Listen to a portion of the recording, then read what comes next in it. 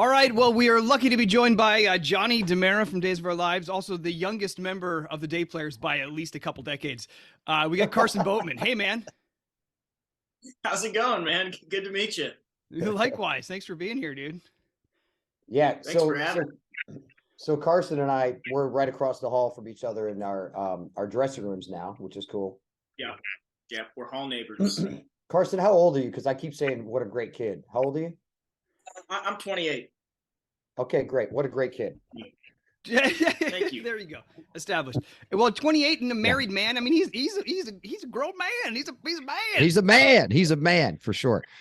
But my he's just always great. Your wife's what? Sorry, no, sorry, I didn't mean to cut you off. I was just saying my wife's a couple years older than me, so we had to move things along a little faster.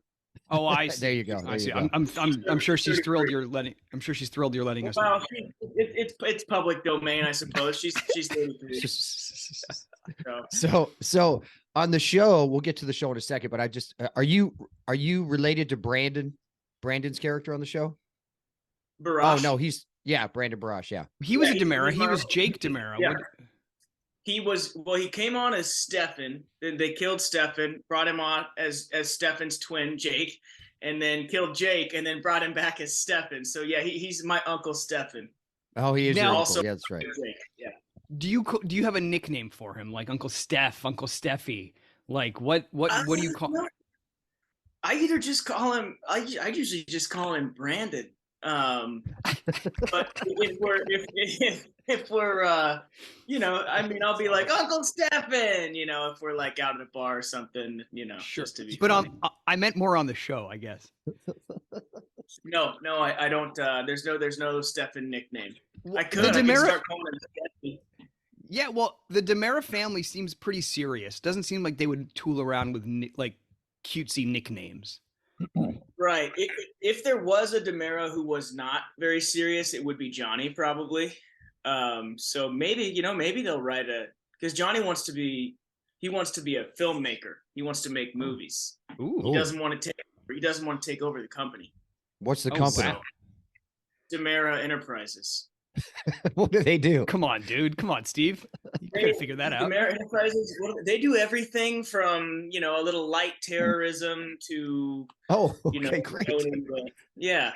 You know how it is. They're like old mafia, but I guess they have like a seat on the stock exchange, and we're supposed to be these like multi-billionaire old money family, powerful, right. Evil, rich.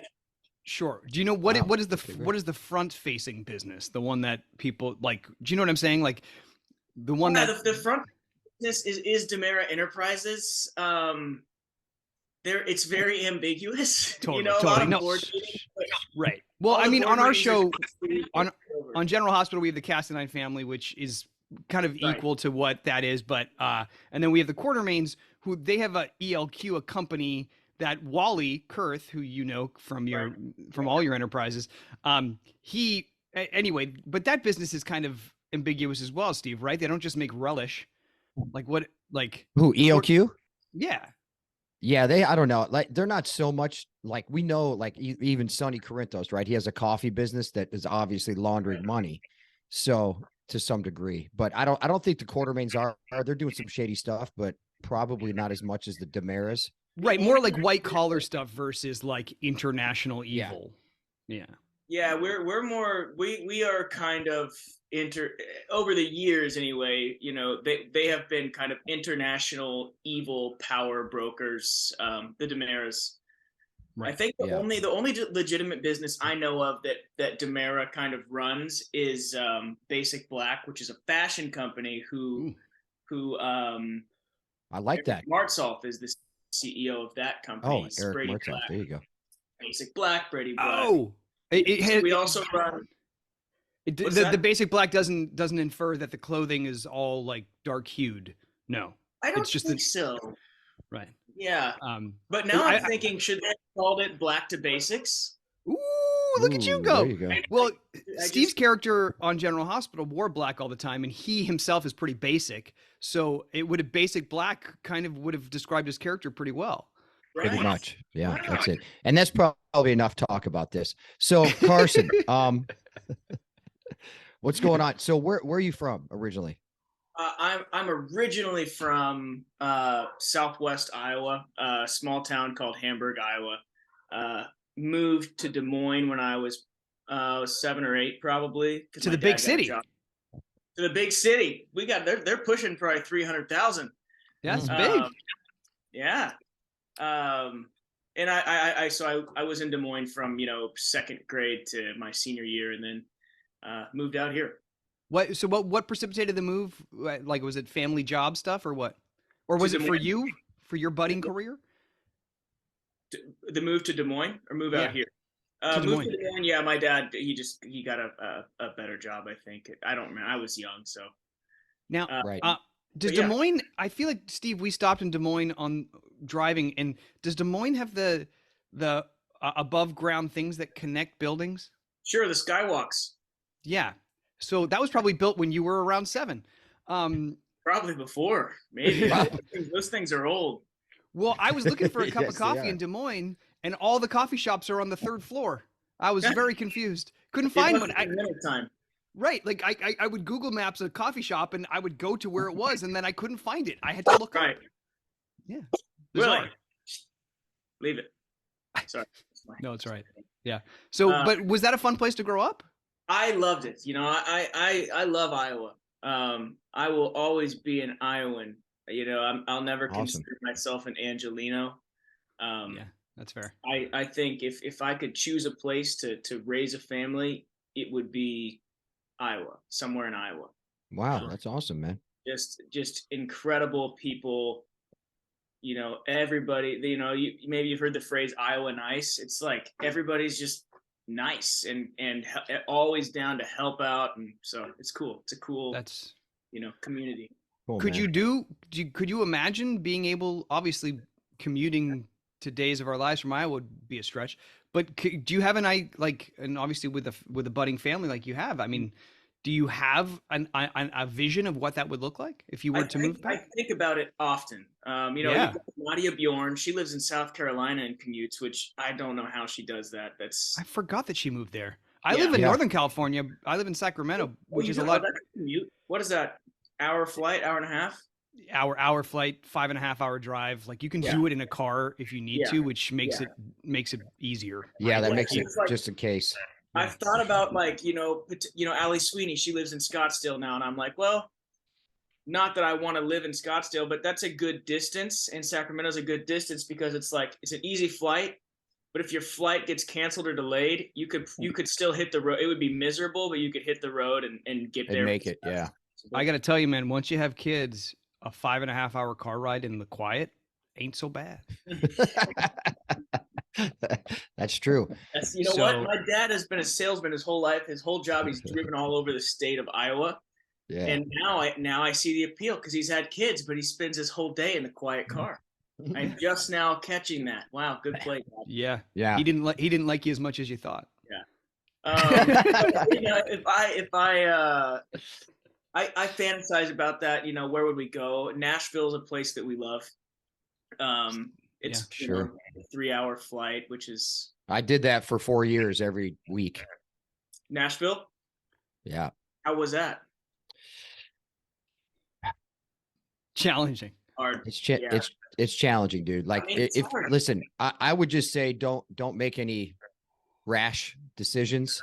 Yeah. Because a lot of times we could make an emotional decision and go, oh, this is really what it's like. Try it first. You know what I mean? Yeah. Well, Sacramento seems like because Sacramento is an awesome place. That it's awesome up there. It feels like you're in another state, by the way. I don't know if you've ever been up there. It really feels like you're in the Midwest. Okay. Like truly. Awesome. I mean, I've heard that about NorCal. I've not spent a lot of time up there. The Players actually have a show there in February. So, but there's places like, you could go out to Simi, get some land out there. You can be a little further north. I'm down south in Newport. Yeah. I mean, so there's options. You know what I mean? So I'm not that we're trying to plan your life for you, Carson. But no, hey, I don't know what the hell I'm doing, so I'm always happy to.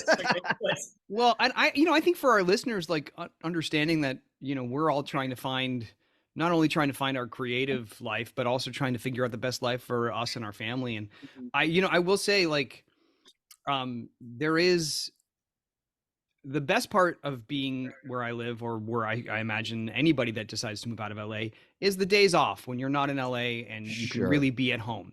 The Yeah. challenge is, like, if you're working, you can't just drive, you can't get the kids ready in the morning, go to your work, and then pick them up from school necessarily. You're And so gone. you miss out on a lot of little things when one day Yeah. of work equals 24 hours of involvement.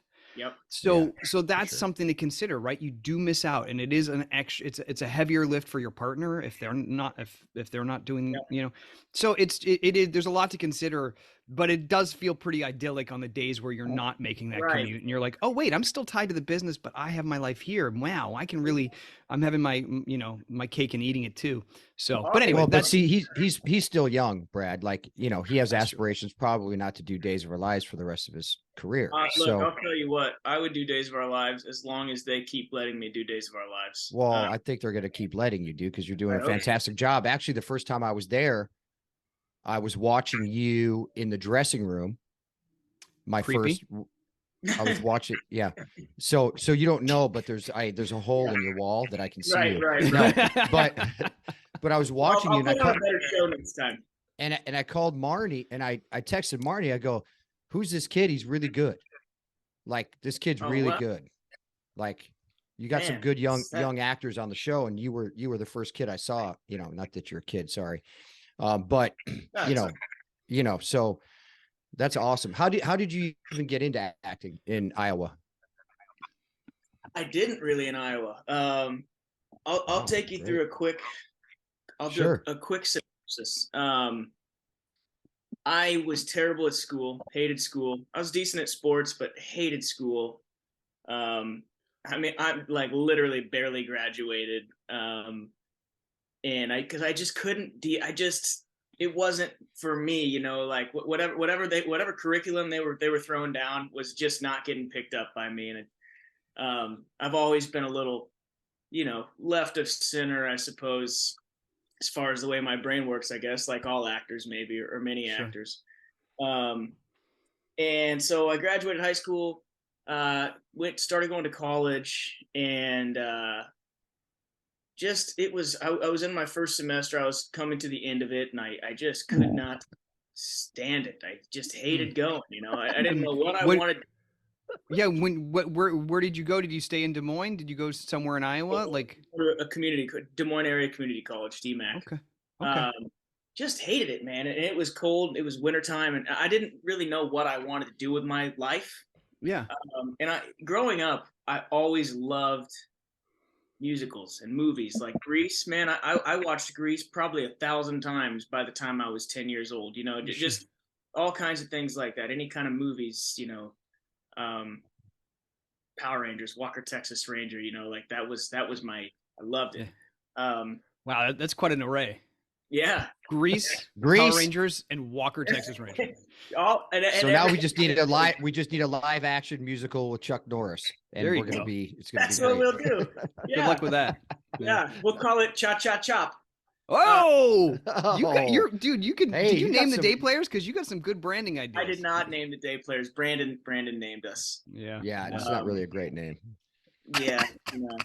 It was Anyway, all we could come up with. No, you're fine, dude. Go ahead. Keep All right. going. So, but you'd always enjoyed always that loved stuff. it. And growing up in Des Moines, it's like you go to school, you graduate, you go to like a university. Your senior year, you propose to a whatever girl you're dating in college, and then you graduate and you go and do a 9 to 5 till you're 65, and that's your life. You know what I mean? Right. And I there's a lot of aspects about that appeal to me, but just overall, I don't know that it's for me. Sure. And there was no opportunities really around where I was. There's no like theater program I had 70 kids in my class, so it was, but I had this agent in Des Moines who would shoot me sometimes like random, like it was Mediacom cable commercials. Mediacom's like the local cable provider, and so But how did you get hooked up with that? Like, friends of friends. There was this family that I knew, and they kind of did like the whole family did like print modeling stuff for like Hy-Vee or Walgreens, just stuff Sure. like locally. yeah. So they're like, you can do this? And I was like, yeah, whatever, that's cool. And so I, you know, I make a couple $100 every now and then to go do, you know, study in a library for the camera. Sure. And he said, hey, you know, I do this. I had been with him a year or so, and I was, again, just hating school. It was dead of winter. It's probably negative 32 outside. Yeah. Walking to class, just miserable. And he said, hey, I'm doing this thing in July. I'm taking I want to take a group of people to this showcase in New York. This was 2012. And I said, well, you know, I was skeptical because it's like, it's a pay to play kind of thing. You know how? Oh, yeah. So I was like,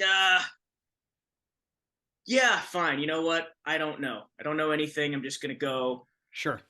So I did it. I said, well, I'll, you know, I did the thing, and I was in, this was July in New York, I think in 2013 was when we actually went, and I met a couple different managers and agents there, and I still didn't know what was going to come of it. You know what I mean? Yeah. But I met this manager, and at the time her company was managing, like, you know, Twilight was big, and Fast and Furious was big, and they had like two of the Twilight people and Paul Walker, and I was like, whoa, she wants to talk to me, like, crazy.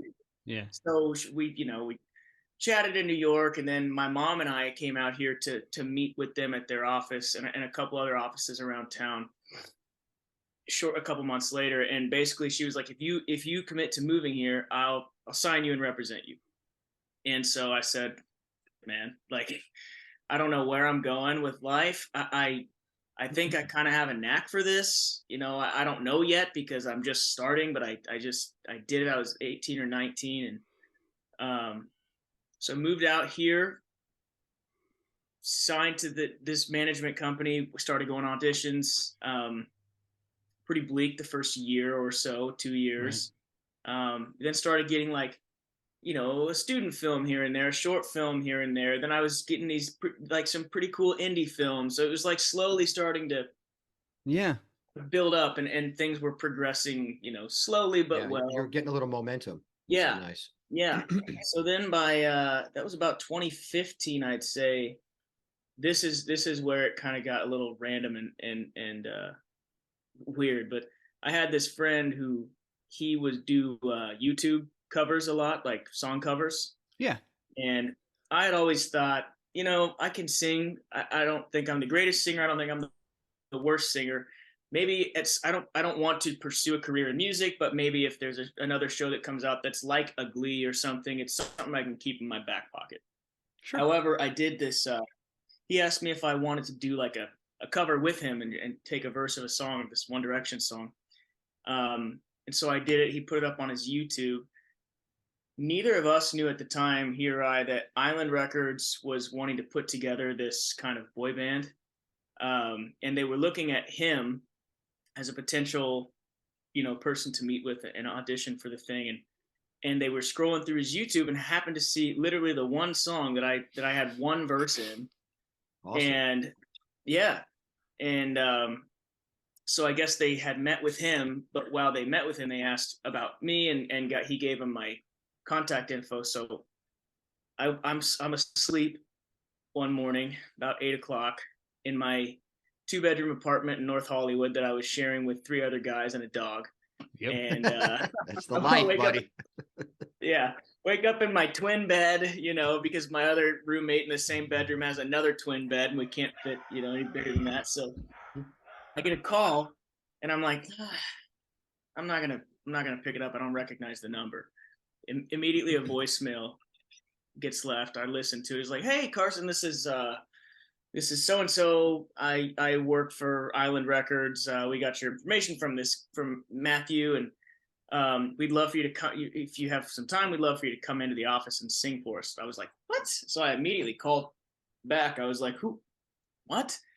And so they told me, you know, they gave me the rundown. I went in and auditioned for them, and next thing you know, they say they want to like sign me to a record deal, and they're looking for one other person. They have 3 of us right now, and they need one more member. And they were auditioning people and were having a hard time. And I was like, well, my little brother, he sings. He's going to school at Iowa State right now. And they were like, well, can he Zoom us? and he zoomed with him. My brother literally zoomed with the president and CEO of Island Records and sang a song. And they were like, "We love him. Great. We like the brother thing. Cool." Signed us all four to a record deal. So in like the span of 7 months from that phone call, I ended up signing a major label record deal for like a pop, R&B boy band, which it sounds a lot cooler than it is. It was a terrible deal. We didn't get paid, and it was not it ended up being, a fun experience. Sure. Did you ever perform anywhere? Yeah, we went on tour. Do you know who Sabrina Carpenter is? Not really. She was a Disney actor. She's having like a pretty successful music career. I think she's nominated for a Grammy this year. What is Island Records? What is their I don't know my record labels too well. What is Island Records? What is their kind of Island Records is a big record label. They at the time and I think still have most of these acts. It was like Nick Jonas, Shawn Mendes, Demi Lovato, Mike Posner, Elton John, Bon Jovi. Have you heard of them, Brad? A little bit. I had heard of them. Yeah, I was familiar with them prior to. So yeah, I mean, did they write who like did they wrote it was a fully manufactured thing. They gave us songs, we sang them, put them out. They did okay, not good enough to keep us signed on for more than a year and a half or so. But as I was signing this deal, I went to my acting manager and I was like, "Hey, this is what's going on," and it kind of like it irked them a little bit, just because they were like, well. They like because I had been I was up actually for a series regular on a Netflix show, and we were doing I had tested for it and everything, and ended up because of the record deal. This show is going to be filming in Israel, and the label was like, "Nope, basically you sign and they kind of own your time." Yeah. Sure. It's much like it's similar to like a daytime contract, like you lock in for a year and it's kind of like that's what you do. Right. But you get paid. But you get paid a lot better than what we were. I think they were paying us like $35,000 a year or something like that. Oh my gosh, we couldn't do anything else. So and then so you would go on tour, and you went on tour and did shows. On tour. Yeah, we went on tour. It was cool. Backtracking, as I was getting ready to sign the deal, my acting management was kind of like, we don't really know. Like, it's kind of like, you're like, we're doing good right now. And like, now you can't, we have to say no to this thing. And now you're just going to go off and so I understand that sentiment. Right. Totally. I felt at the time that I had to pursue it. I didn't know I was 20 or 21 and, I was like, a major record? Yeah, let's do it. Right. So through that, I actually ended up getting my manager for music, he was like part of the record deal. It was like a joint venture type thing. He's close with this guy, Jeff Frasco at CAA, who's a music agent. He represents Carrie Underwood and a bunch of people.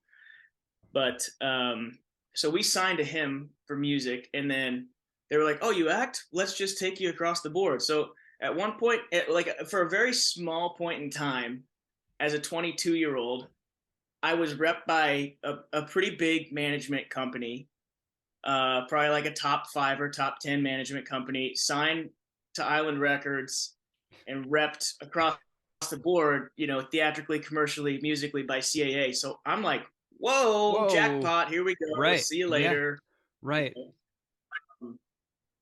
And got up for some pretty cool projects, really close to some really big franchise stuff that just would have been, didn't happen. But so it goes. So it goes. And then slowly but surely the band just started. We couldn't get along. We just couldn't get along. The band members. Everybody wanted to sing the lead every song. And so that was a good life lesson. Yep. Learning how to work with people and know your lane and know your role, and just bring what you can bring and it'll fit where it fits. But we ended up getting dropped not 2 hours later from getting dropped from the record label. my agent from CAA, hey Carson, yeah, we just don't see where we're going with this right now. It's not a good time. I'm like, well, it was a good time 2 hours ago. So they dropped me. So I'm no label, no agent. About a week later, now I was like, okay, I'm going to my managers because I'm feeling things like starting to crumble. So I'm starting to hang on tighter. You know what I mean? Right. Of course. Yeah. I'm like, I'm excited, guys. I don't have anything else. Let's just hit everything hard. And they weren't getting back to me, so I tried to schedule like an in-person meeting at their office. And the day I was supposed to, they were like, cool, we'll do a meeting on next Wednesday or whatever. Right. Wednesday comes, meeting's at 2:00. I get a call from him at like noon saying, you know what? It's just not working for us. They think, Yep. so Welcome to Hollywood. in the span of like a week, I Everything. go from manager, record label, CAA to zero. Yep. I'm like, and I was with my girlfriend at the time, who's now my wife. I remember being in the car with her and just being like, I'm done. Right. Move back to Iowa. It's yeah. Where do you go? I get it, man. Yeah. Damn. Yeah. So What turned it around? Well, I met this great guy early on into my endeavors in LA at an acting class. He came in to watch. His name's Carl Rumbaugh. He owns a management company called 23 Management. And he had been, he was like, hey man, you like, he was like, not like overbearingly, but like kind of pursuing, like, I know. And I was like, I like you a lot. You're a great guy. We remained friends for years and years, but I was like, I made a commitment to these guys when I moved out here, and like, that's who I'm gonna run with them. But I called him, and he was like, cool, let's take a meeting, Awesome. So I went and met with him, and he basically was like, cool, I'm ready to rock whenever you are. Awesome. So I assigned to him. This was in 2017, probably. Nice. And been with him ever since. And he stuck with me through the lows and the highs and everything in between. So the pandemic hit. Sure. I booked one indie, a pretty good one. It was a lot of fun. And then the pandemic hit right as we were going to the Mammoth Film Festival to premiere it in like February of 20. And once the pandemic hit, just right, of course. We couldn't afford, like, we stopped being able to afford our apartment that we were living in. So we actually did take a quick, we moved to Nashville for what we thought would be a permanent move. Wow. Oh yeah. November of, Julana, was that 20 or 21 that we moved? It was November of 20. November of 20, we moved to Nashville. And that's, for me, was kind of like, in my mind, I had given up, because Sure.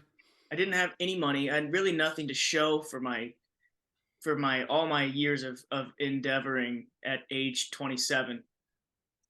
And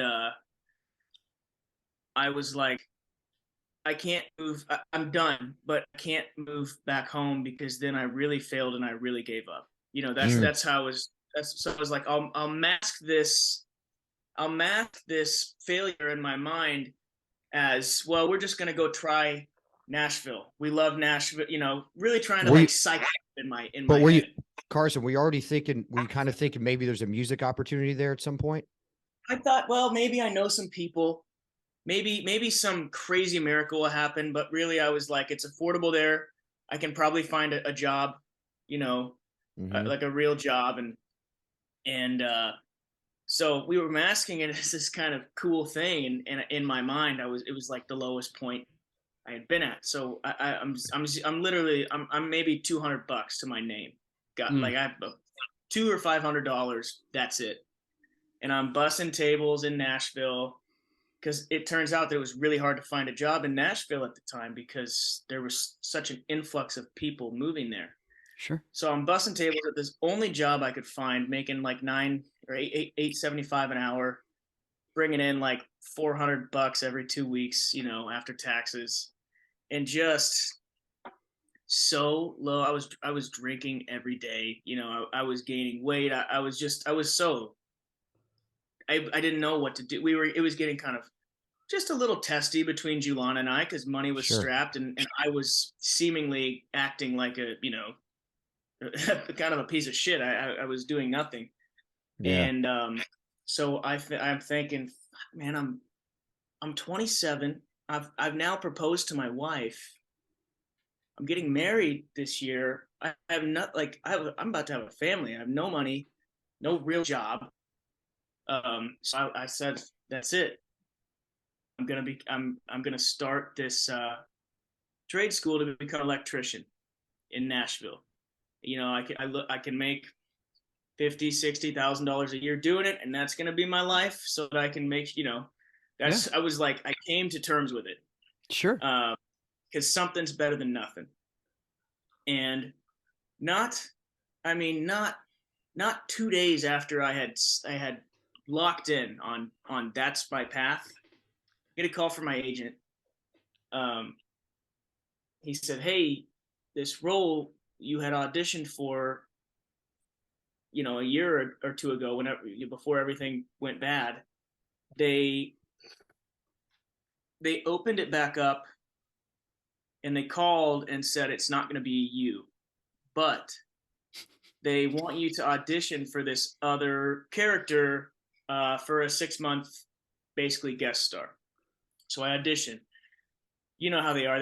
They keep it very hush hush about what the character is.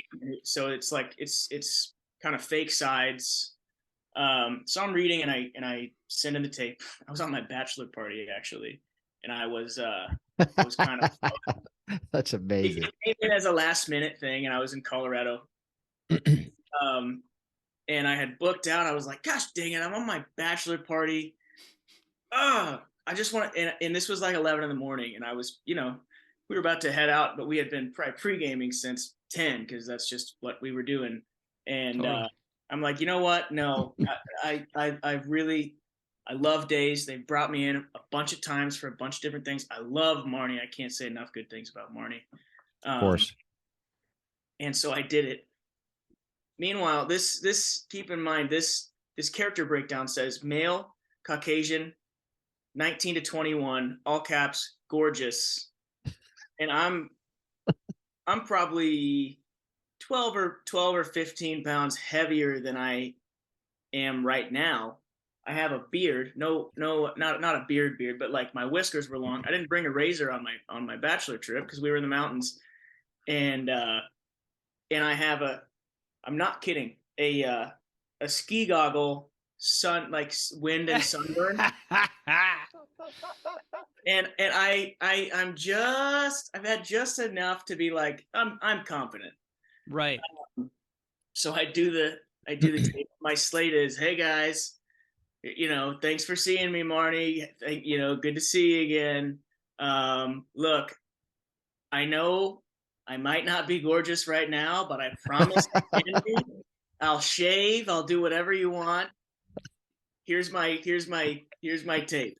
Do the tape. Don't hear anything for like 2 weeks. Of course. Yeah, that's how it goes. And I'm like, I blew it. I knew I blew it. Come on, you idiot, Carson. Come on, you know. 2 weeks, get a call back, and get a call from my agent, and they want to do a producer session via Zoom. He said Marnie wants to FaceTime with you the day prior to just prep and read the scene through and tell you what they're looking for. I get on the FaceTime with Marnie. I'm sitting in my bedroom in Nashville, and I get on, and she was like, okay, first of all, that tape, I don't know what that tape was. That was one of the worst tapes I've ever seen in my life. And I'm like, oh, okay. All right. She was like, I didn't even have you on my list to give a call back. You're lucky somebody else asked about you because they remembered you from something else. And so you got a second chance because somebody else was interested in seeing you read again. So you're on this list. Don't make me look bad tomorrow, essentially. And I'm like, okay, great. I won't. And I'm not making any of this up. Julana was back in LA at the time doing a job, like at some 10-day, she was here for like 10 days. And I'm in Nashville. And when that bad storm came through Texas last year, or a couple years ago, and they shut down. the ice storm. Yeah. Nashville got hit with that too, and Nashville also doesn't have a lot of capability to deal with that sort of weather. So locked into my house because of weather. Can't even get out on the roads. I've got COVID bad, and on the day of I can't even hear out of my ears because it's so filled with and my throat. And I said, okay, dude, suck it up for 10 minutes. Get on the computer, suck it up, 10 minutes, go. I did it. Don't hear anything for like 2 weeks again. Get a call from my agent. I'm at my work. And he says, hey, good news and bad news. I said, okay. He said, good news is they want to up the character to a 1-year contract instead of 6-month guest star. I said, cool. He's like, the bad news is that means you're going to have to go through another round of auditioning. This is Wednesday. He said, can you be they want to screen test you at the studio on Friday. And I said, okay. Well, I live in Nashville now. Sorry, I'm just telling you. What can we, because my manager didn't want me to tell him because he didn't want him to think I was like, Right, so right. So they had to fly me. They flew me out. I did the thing on a Friday. Wow. Went back home. Yeah, Days was great. They flew me out. They put me up at a hotel in Burbank, and I went and did the screen test on Friday morning. Went back home. Got a call Monday morning that I booked it. You need to be in LA in 2 weeks. Here's some money to help you move. They gave you a relocation fee? That's amazing. Yeah. Wow. Yeah. So, yeah. You don't hear that often anymore. No, like that feels like something from the past. I told you, look, dude, at Days they do take care of people. Like I know. I love Days. I love it. You know what I mean? They do that stuff. It's kind of crazy. Like they're old school that way. Yeah. So okay, that was so long-winded. No, you're fine. So yeah, that wasn't really a short synopsis, but that's cool. The thing that I'm curious about, you were talking about like your experience in school and that you didn't feel like being in daytime is kind of like being in school. You gotta pick up stuff really fast. You have to work fast, and they expect you to learn. So were you just in a different headspace and just was your why just a lot stronger because here's your chance, and so or what challenges did you face at the beginning there? It's no different headspace. It's just that I love what I'm doing. Truly, I love it. I mean, I don't feel like I'm working. I wish I was there. I wish that I could. Don't actually do this if you're listening, anybody. But I almost wish I could have a 6 a.m. call time and stay at work till 6 p.m. at night. I love being there. I love doing it every day, and I can't get enough of it. I think with school, it's like I don't care what calculus is. I don't care about chemistry. Not that it's not important. It's just not what. Sure. I've always liked people. I like talking to people and kind of feeling, trying to feel how they feel and empathizing and making people laugh and helping people, so I think acting is a lot of that because you're constantly empathizing and connecting and that just it gets me going. I love it. Yeah. That's amazing. So dude. how long has the Days run been now? I have 3 months left on my 2nd-year contract. So about a year and 9 months. Wow. So this is super new for you. That's amazing, man. Good for you. You're doing a great job.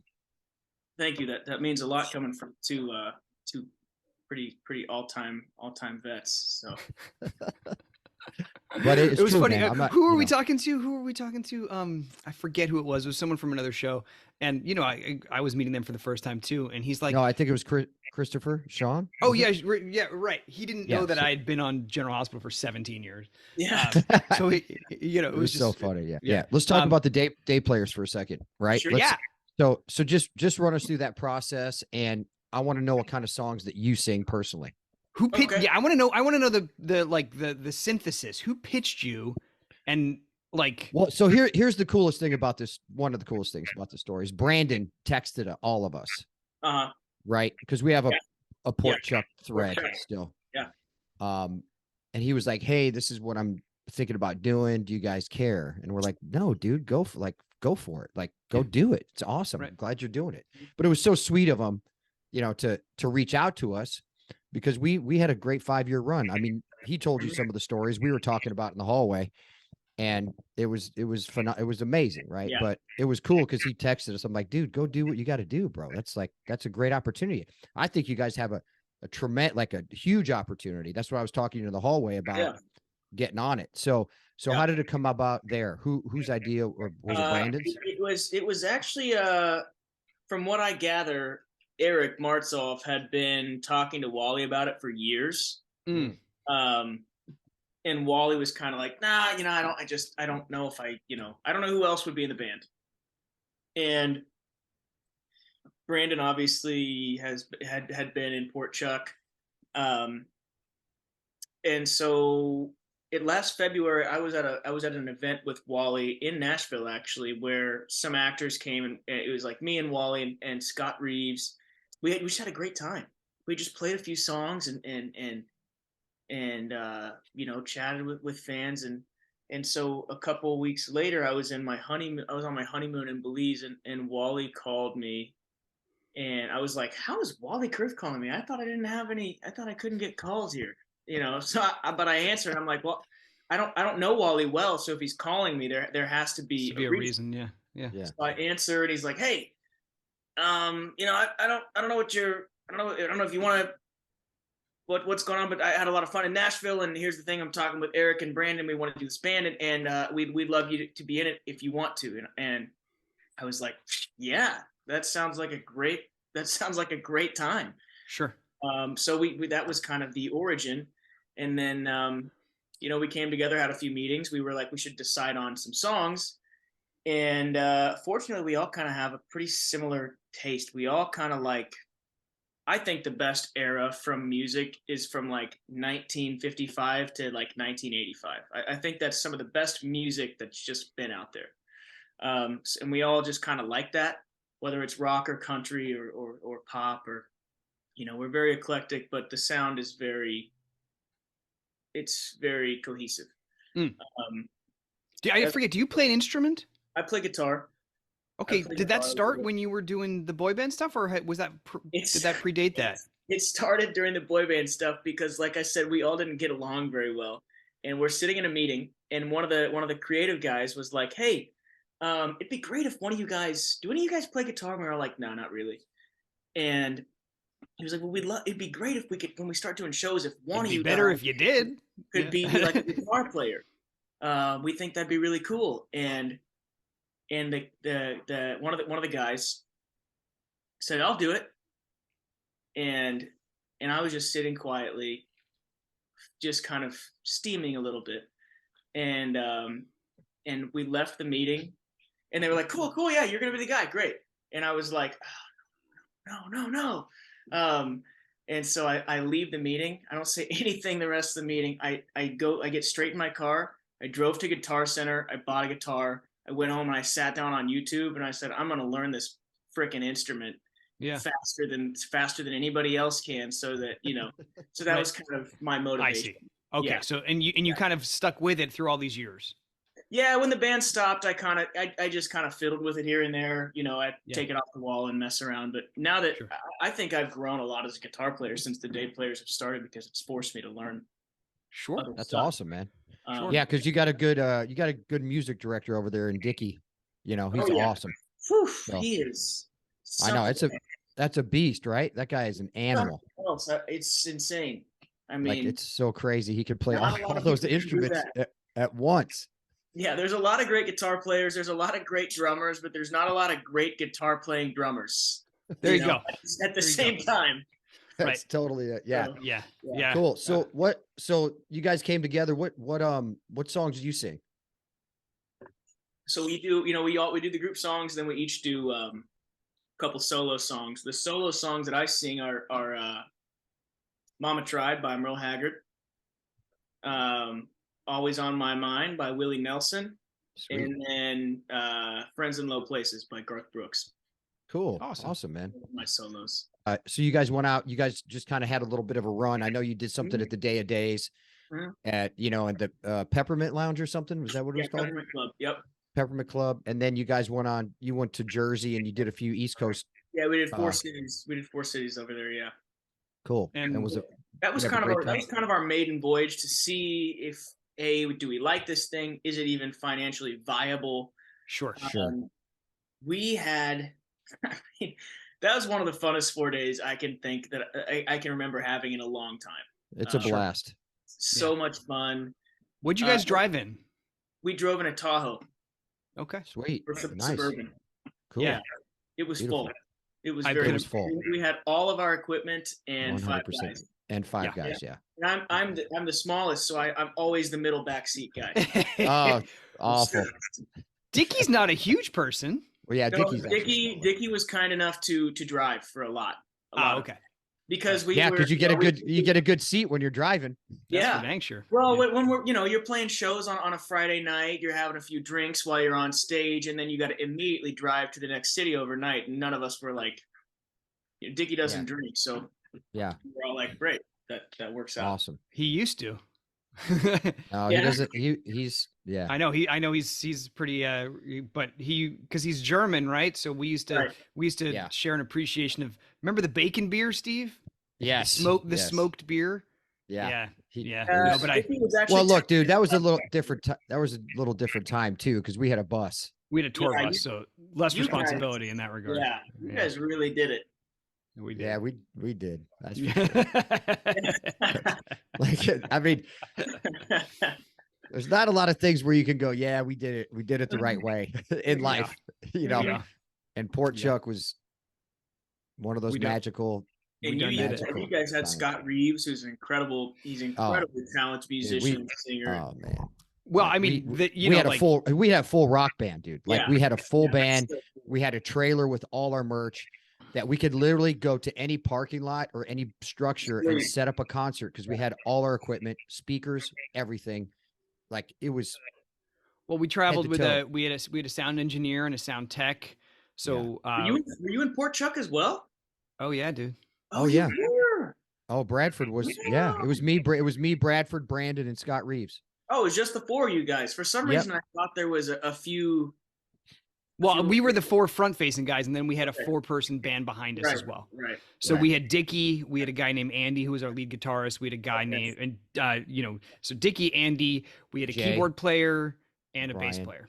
And all those guys played for Winona, Eddie Money, like. They crazy. Were like professional. Dickie's obviously he's still a great white drummer. Like it was great. Like the talent was ridiculous. Yeah, like, it was just so stupid. It was so stupid. Like that is so cool. That is so we didn't have any responsibility. Like the band sounded amazing, and then we just stood up in front and sang, and hopefully didn't mess it up too much, right? Like because the band itself sounded amazing. Wow, and without us having any part of that. I mean, and that makes a big difference. I mean, it does. It knows. I mean, like if you, that really makes or breaks the whole thing. Yeah, totally does. Yeah. So anyway, but it sounds like you guys. Scott played too, but whatever. Go ahead. Right. Yeah. But it sounds like you guys, and you're certainly more exposed just being, without that. And it sounds like you guys have really found something really great. So that's awesome. It's fun. Yeah. I mean, and so we have Dickie. Wally plays most of the guitar. I whip it out. Wally's a much better Settle guitar down. man. Right. I whip it. Hey. I'll be here all week. Yeah. I play guitar just on a couple of songs. And then Dickie keeps us all together. And then Eric plays cajon and Brandon does harmonica. Sweet. Yeah, that's awesome, man. That's so cool, dude. Mart's off on the cajon. That's amazing. Yeah. And it's funny because his arms are so big. And he's always right. He looks like George. He looks like a little bit like George of the Jungle, probably. Yeah. Amazing. Yeah. That's awesome, man. Well, it's funny. Well, because Dickie, when we did a stripped down version of ours, Dickie was our lead guitarist, but also playing the cajon with pedals and stuff. That's what he does for us. Okay, yeah, so tambourine, cajon, guitar, and bass drum. Wow. Right. So Eric is just doing supplementary percussion. Yeah. Not main percussion. Okay. Right. Yeah. Wow. Crazy. Wow. Yeah. Well, that's awesome, man. It sounds like this is a really fun time in your life. Like it's been it's been very, very, I feel very blessed for sure. Yeah, it's awesome, man. Right. When Nice. when all facets, it sounds like your personal life Hey. is lovely, and you got a Yeah. little music, you got your acting, like it's a well balanced. I kind of get to do a little bit of everything that I love, and awesome, man. That's a gift. you Yeah, know, for and sure. I get to come home to, you know, the love of my life every day. So it's That's awesome, man. Yeah. Yeah. Good for you, buddy. pretty Awesome, awesome. man. And the great thing is, you know, all that stuff that you went through was for a reason, right? And you didn't give up.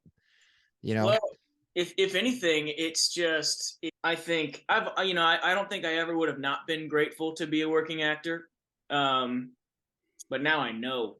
Now I know that I'll never not be grateful for another or not be taking any second of it for granted. It's just Yeah.